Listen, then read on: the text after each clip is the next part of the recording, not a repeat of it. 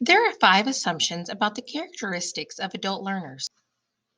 The first is self concept. Adults believe they are responsible for their lives. They need to be seen and treated as capable and self directed.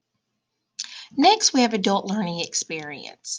Adults move away from subject based learning, which centers around simply knowing about a concept, towards problem based learning, which focuses on knowledge and contributes to problem solving for these adults. Malcolm Knowles also talks about readiness to learn. Adults become ready to learn things that they need to know in order to cope effectively with real life situations. Adults want to learn what they can apply in the present. Hey, we also have orientation to learning. Adults change their perspective on learning as they grow, moving from procrastination to immediate application and from subject interest to problem solving. Last, we have motivation to learn. Adults are motivated to learn to the extent that they perceive that learning will help them perform tasks or deal with problems that they confront in their daily life. Andragogy is important because it allows the teaching process within the professional development to be more efficient. It puts a school's investment in teacher training to be better used and with a greater potential to yield successful teaching in the classrooms. Andragogy is important because it allows the teaching process within the professional development to be more efficient. It puts the school's investment in teacher training to be better and with a greater potential to be successful within the school. When creating and delivering an effective presentation to adult learners, there are several things that you need to look into.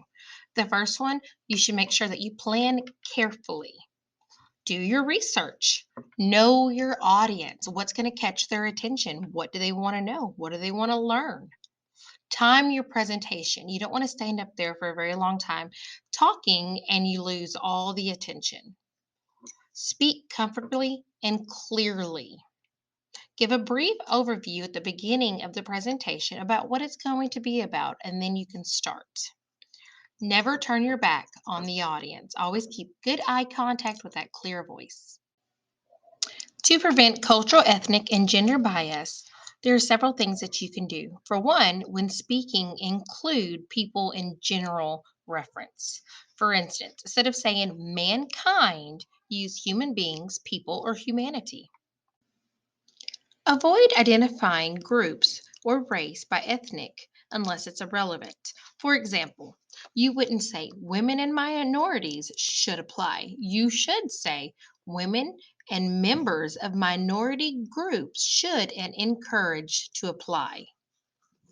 Always avoid words, images, or situations that could stereotype a group of people. Five great tips to avoid bias when given a presentation. The first one, use third person point of view. Choose words carefully when making comparisons. Be specific when you're writing about people. Always use people first language. Use gender neutral phrases. All of these are great tips to help when speaking and giving a presentation. Bias may lead audience members into interpret your message in a way different way that you intended in the first place.